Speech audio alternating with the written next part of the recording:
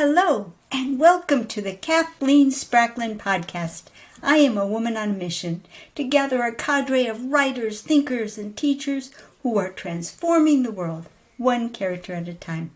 And it all starts with one thing, a deep understanding of human motivation, why people do what they do, and the forces that drive them. To gain that understanding, I am mining the intersection of psychology, theology, and philosophy to make you a better writer. This is episode 115, How a Zettelkasten Morphs Beyond the Bounds of a Topic. We have been gathering cards from my book, Writing with Emotion, and we've been using that book as a framework to show you how you can set up the card numbering system for a Zettelkasten. We used it to show how you can syntopically read with a Zettelkasten, reading one source at a time and doing the syntopic part of it sequentially because everything goes into the Zettelkasten so that the pieces can interact. And we have built up a number of cards. And what I want to do with this broadcast tonight, this podcast, is to go through with you the cards that we have made up so far, because I want you to realize how quickly a Zettelkasten can take shape, and also how exciting it is for all of the ideas to interact so closely. And then the third thing, to show you that a very important thing about the nature of a topic.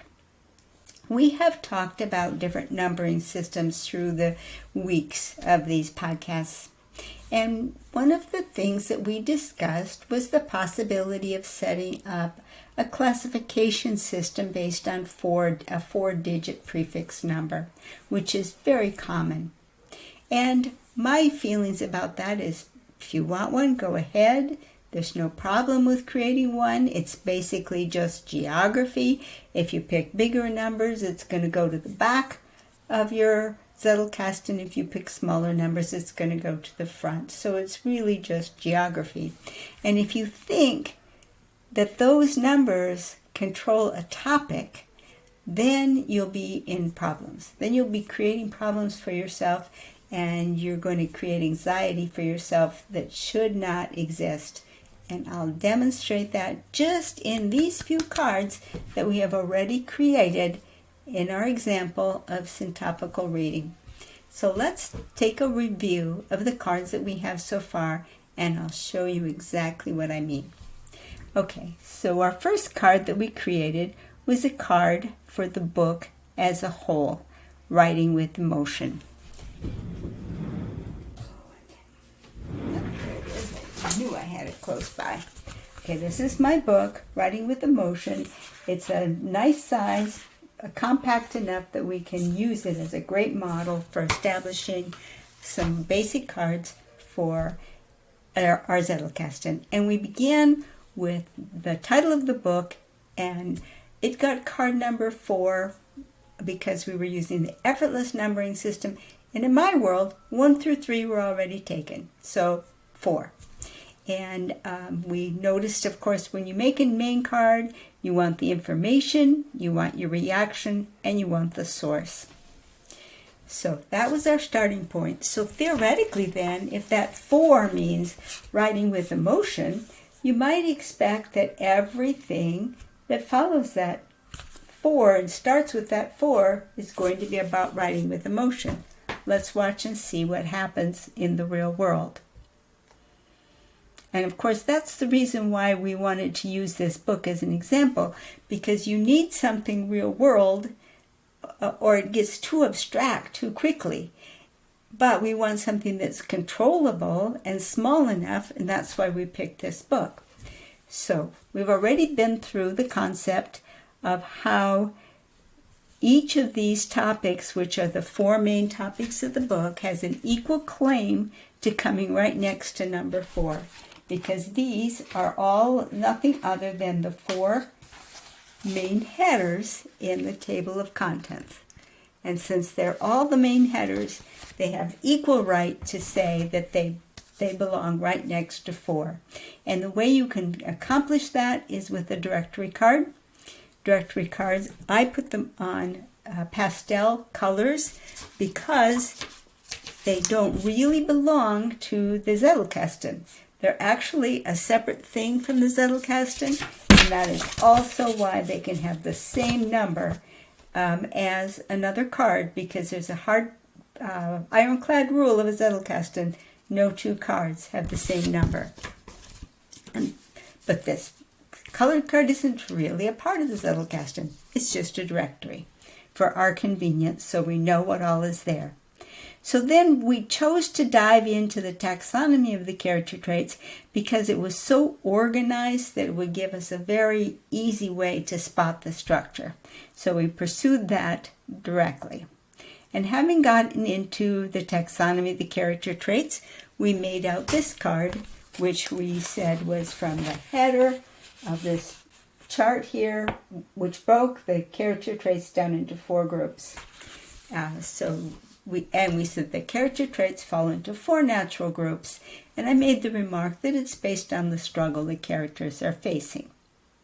So this one again, we went through this in several pieces.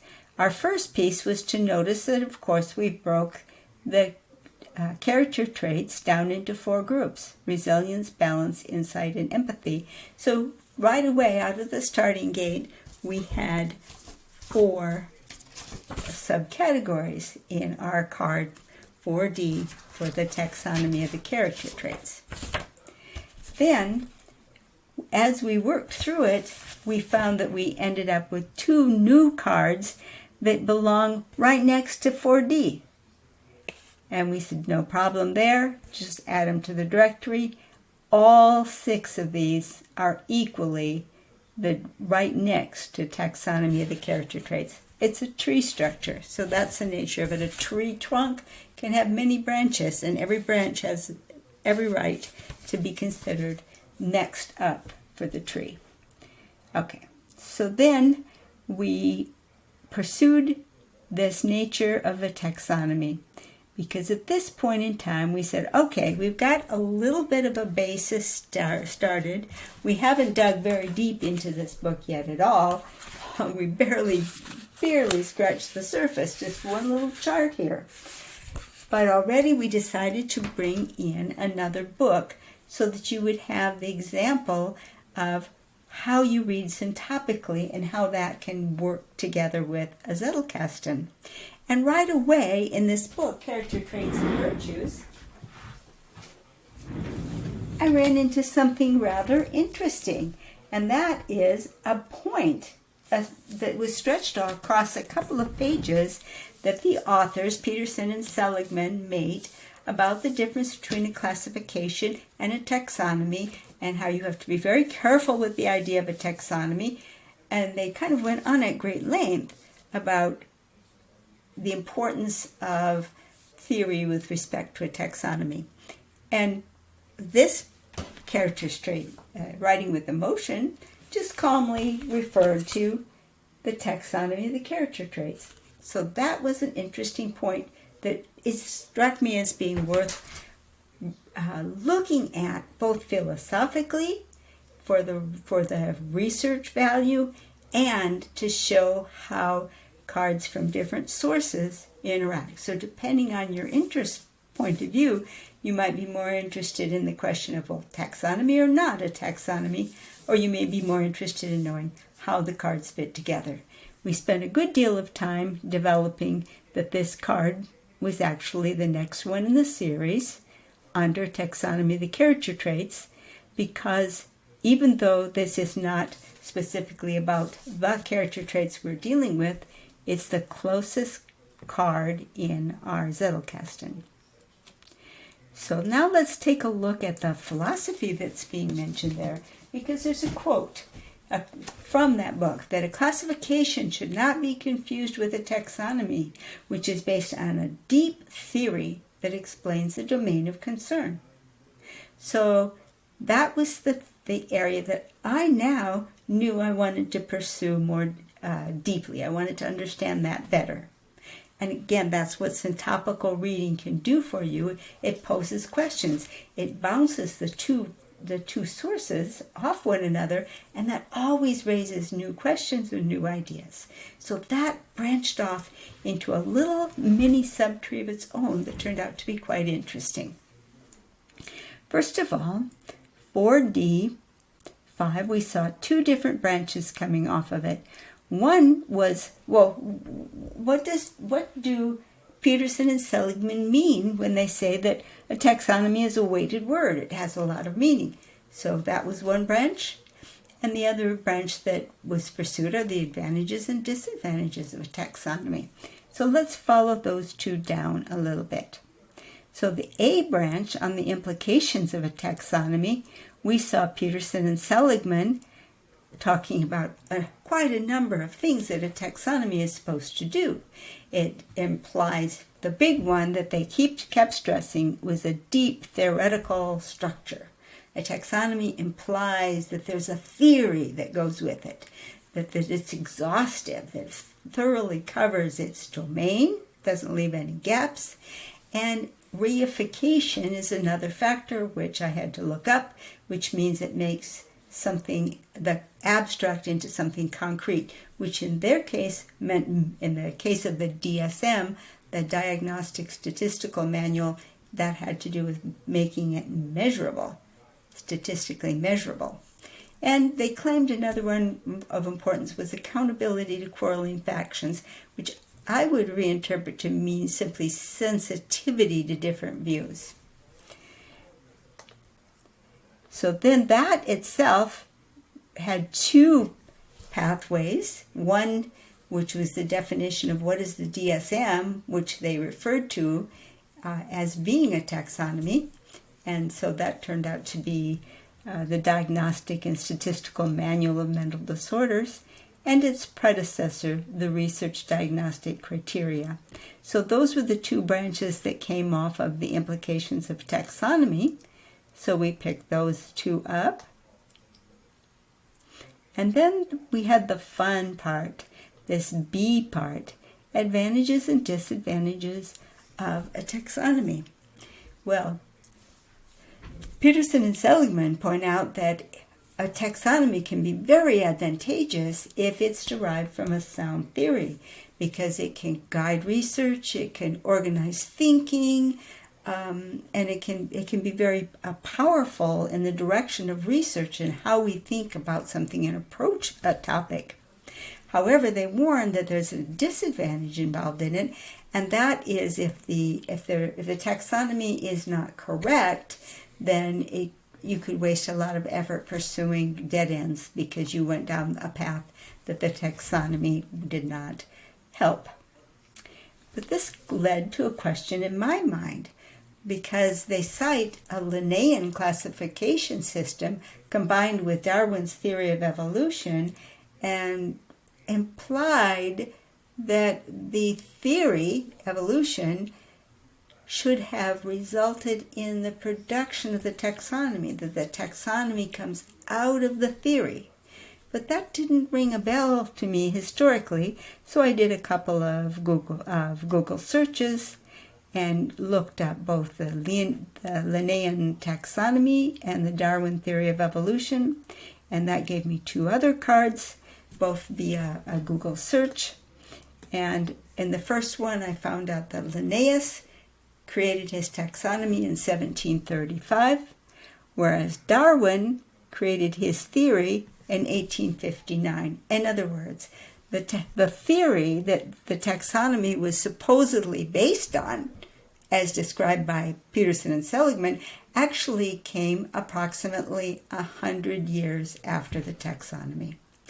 So to me, that reassured me quite a bit that a taxonomy is something that you propose, and it either proves useful or it doesn't prove useful. It either proves to have those factors that they require for a taxonomy, and we can flip back to that card rather quickly.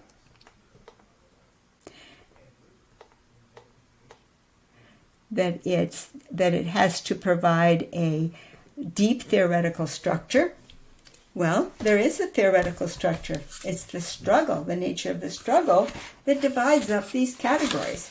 It's the nature of the struggle that creates the 4 big groups, that creates the subgroups within the groups, and that distinguishes the individual character traits.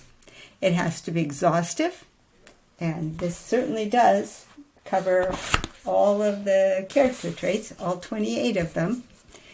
Does it make them objective? Well, you bet we did, because we placed them on the character profile diagram and subjected them to testing and measurement. And as to quarreling factions, that I have to leave to the quarreling factions, since I'm not really quite sure who they are in the nature of the character traits. So it seems to me that at least in the Linnaean sense of the terms, the taxonomy of the character traits is worthy to pursue and compare, in some ways, the implications of that organizational mechanism compared to the classification system that Peterson and Seligman are going to propose for the character traits and virtues. That gives us a direction for the future. So we can see how we've already been able to narrow down to study a specific question, that the specific question we studied arose out of differences between the 2 sources when compared together, how they use the term taxonomy. That led to some more deep diving into other sources to find out, for example, did the Linnaean system depend on the Darwin's theory? Which, no, of course it didn't. In fact, perhaps it suggested Darwin's theory. The theory may well have come out of the taxonomy. So as much as they praised the combination of Linnaean taxonomy with the Darwinian theory of evolution, you had to wait 100 years before you had the 2 of them together, and the taxonomy came first. But there's another big point that has to do with the Zettelkasten itself. Remember when we said, what if do these numbers that we put in the Zettelkasten, this 4D5A, do they set up categories? If they do, what are those categories? The 4D category would be the taxonomy of the character traits.